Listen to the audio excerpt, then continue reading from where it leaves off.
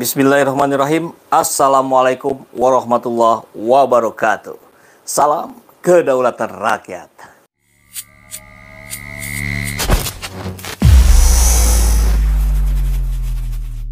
Sahabat semua, saya mendengar ada kabar yang sangat mengejutkan dari daerah Depok, Jawa Barat.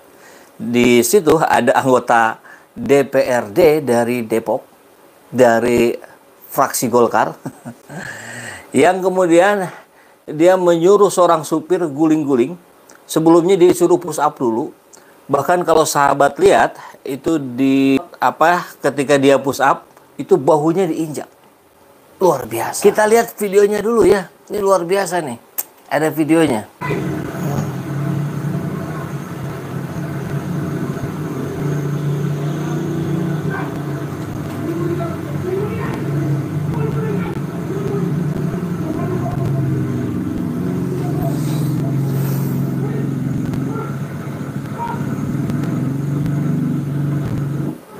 Nih, kita ulangi sekali lagi. Ini saya pause ya pas adegan kaki menginjak bahu.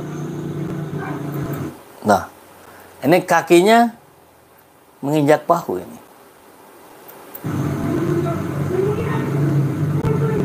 Guling-gulingan katanya. Setelah di push up, didorong, kemudian dia suruh guling-guling di jalan. Oke, cukup ya. Oke, alasan anggota DPRD Depok marah suruh supir truk guling-guling. Jahat sekali ya, kejam sekali. Itu anggota dewan itu wakil rakyat, wakil kita. Kalau presiden, wakil presiden, siapa yang lebih berkuasa? Presiden. Ya, kalau direktur dengan wakil direktur, siapa yang lebih berkuasa? Direktur. Rakyat dengan wakil rakyat, siapa yang lebih berkuasa? Rakyat. Ini rakyat dibuat semena-mena oleh wakilnya sendiri. Astagfirullah. Anggota Dewan Perwakilan Daerah DPRD Kota Depok, Jawa Barat, Tajudin Tabri, tengah menjadi sorotan di media sosial lantaran aksinya menghukum seorang supir di tengah jalan. Aksinya tersebut viral dalam bentuk rekaman video. Ya, di mana-mana ya, sudah mulai langsung tersebar. Luar biasa. Dilihat dari FIFA melalui unggahan akun Instagram Depok hari ini, Tajudin dengan marah sambil tolak pinggang meminta supir tersebut untuk push up di tengah jalan yang kebetulan sedang ramai. Ngeri, itu jadi tontonan banyak orang. Dan kita lihat orang-orang yang lain gak ada yang berani itu. Ini wakil rakyat kok seolah menjadi raja ya. Padahal kalaupun, ini kita belum tahu, belum nyampe beritanya sampai akhir. Kalaupun ada kesalahan dari seorang supir truk, maka wewenang yang untuk berhak menghukumnya itu adalah polisi. Dan hukumannya pun bukan hukuman yang seperti seperti di zaman penjajahan barangkali ya. Penjajahan Jepang ini. Romusa itu. Polisi juga ada aturannya. Ditilang kayak dibawa, kok ini langsung main fisik gitu. Dan ketika kaki menyentuh bahu, itu saya kira sudah betul-betul pelecehan yang luar biasa. Ini melanggar HAM, ya, hak asasi manusia. Ini tolong siapa ketua Komnas HAM nih? Soroti juga dong. Ini gambar, ini truk, dia melewati sebuah jalan yang ada portal barangkali di atasnya.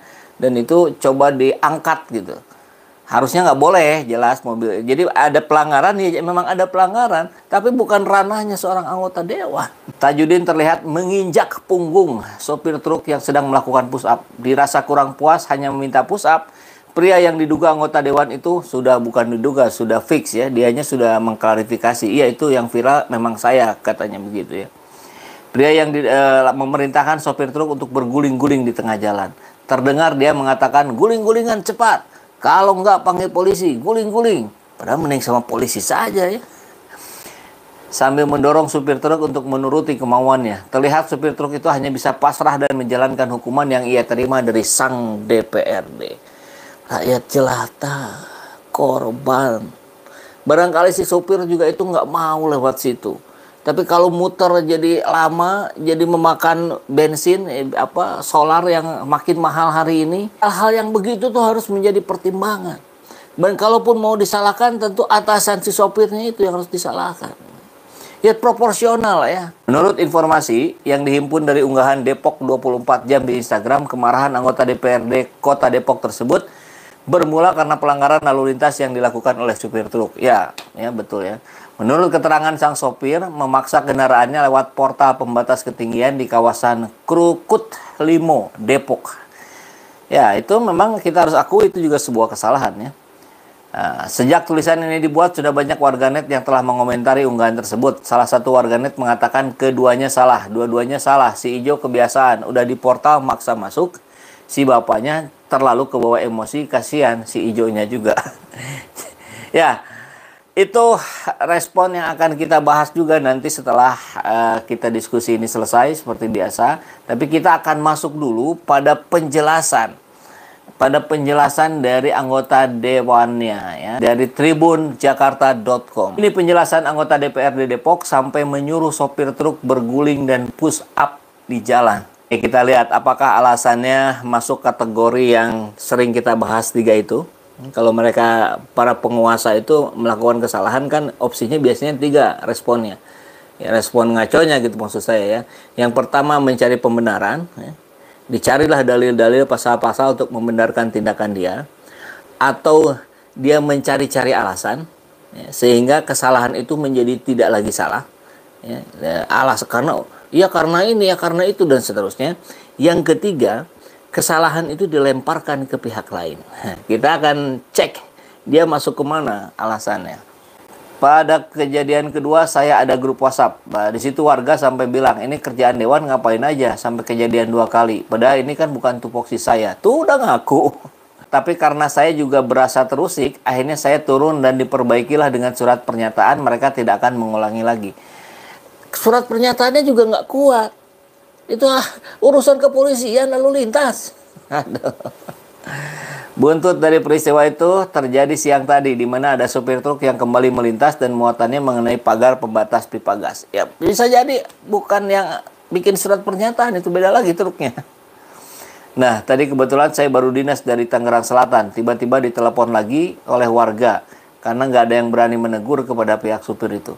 Ya memang nggak usah ditegur oleh rakyat, tegur oleh polisi, lapornya ke polisi. Anda Tajudin Tabri, harusnya Anda, kalau rakyat nggak berani, kan rakyat itu banyak yang ketakutan. Macam kami ini mana berani sih? Kami lapor aja takut kok. Takut segala macam lah gitu. Nggak bisa didetailkan juga. Ya Anda sebagai anggota dewan yang mewakili rakyat, Anda lah yang lapor polisi. Kan begitu saja mudah. Bisa selesai, bukan tanpa harus secara fisik begini. Kejam ini. Pun kembali turun ke lokasi, mengakui menghukum supir truk tersebut dengan cara push up dan berguling-guling di jalan. Dan yang terutama, kaki Anda menginjak bahu sebelah kanan dari sopir itu. Anda injak. Itu seperti kerjaan Romusa itu, ya, di zaman Jepang itu. Suruh kerja sambil disiksa. Akhirnya saya spontan pada kejadian yang ketiga ini, saya memuncak emosinya. Tapi saya mohon maaf tadi, sudah ketemu juga dengan pihak tol, mediasi. Ya pastilah, supirnya pasti, mungkin di mediasi itu saya menggambarkan saja nih. Itu yang ketakutan, itu yang manut-manut, yang mohon-mohon ampun, yang minta maaf, itu supirnya. Tajudinnya ya gaya penguasa saja. Kemudian saya salah ya gambarannya.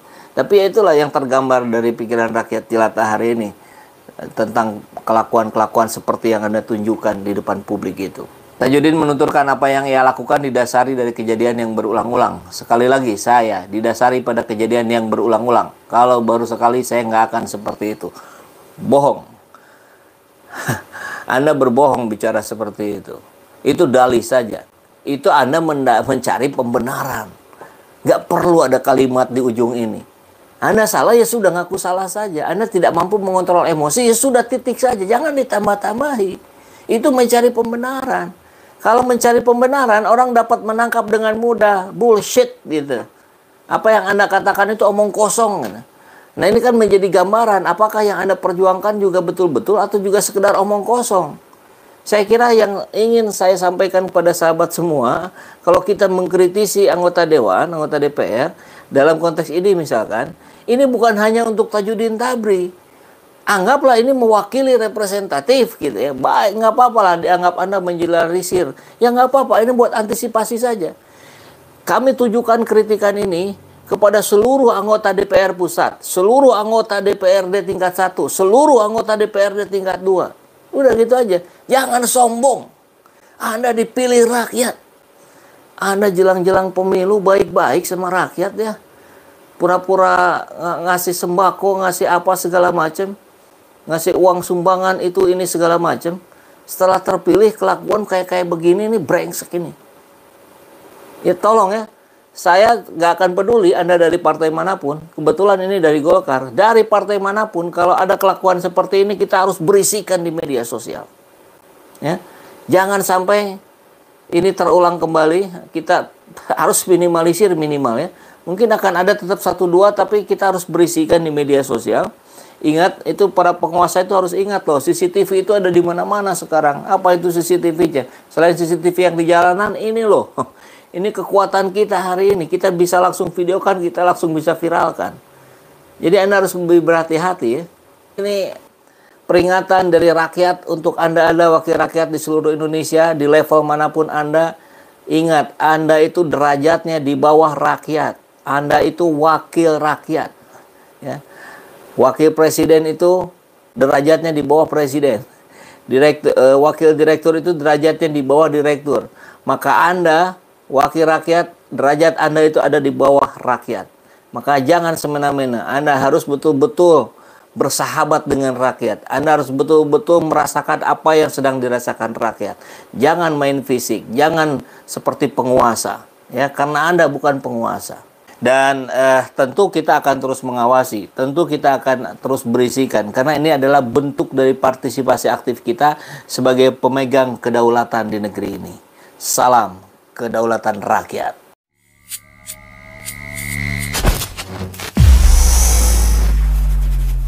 Alhamdulillahirrabbilalamin. Saat ini banyak sekali sahabat-sahabat dari Saiful Zaman Channel yang menjadi patron dari kegiatan ini, yang mendukung, yang mensupport dengan berbagai cara. Luar biasa. Via WhatsApp, via grup, via media sosial lainnya. Bahkan tidak sedikit yang kemudian mendonasikan uangnya untuk perjuangan kami di medan dakwah ini. Ya jelas hal ini sangat membantu keberlangsungan channel ini karena kebutuhan pun kemudian bertambah. Tidak bisa lagi ini dikerjakan oleh 1-2 orang. Kita harus merekrut lebih banyak orang. Dan itu jelas membutuhkan dana yang tidak kecil. Nah, oleh karena itu buat sahabat-sahabat semua yang terus mendukung kami, doakan juga kami untuk mampu istiqomah, untuk mampu terus menyuarakan dan menggemakan suara hati rakyat. Dan seperti biasa, bagi yang ingin membersamai kami dengan membantu operasional channel ini, sahabat bisa mendonasikannya ke nomor rekening yang ada di bawah sini.